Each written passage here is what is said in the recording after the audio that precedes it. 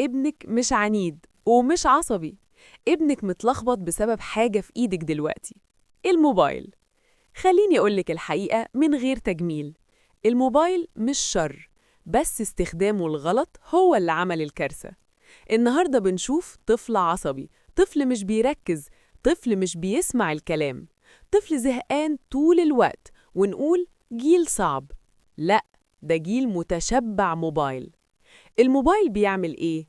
بيخلي الطفل عايز متعة سريعة، يزهق من أي مجهود، ما يستحملش كلمة استنى.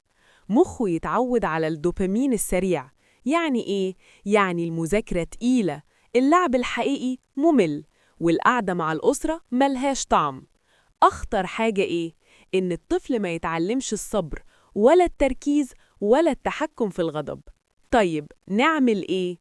مش هقولك امنعي الموبايل ولا أقولك ارميه في الزبالة، لكن الموبايل مش مكافأة، مش تهدية، ومش حل للعياط. اعملي القاعدة الذهبية: الموبايل بعد مجهود، مش بدل مجهود. يعني ذاكرت؟ تمام. لعبت؟ تمام. ساعدت؟ تمام. خدت موبايل وقت محدد، مكان محدد، وتحت عينك. وأهم نصيحة: لو انتي ماسكة الموبايل طول الوقت، ما تطلبيش من ابنك يسيبه.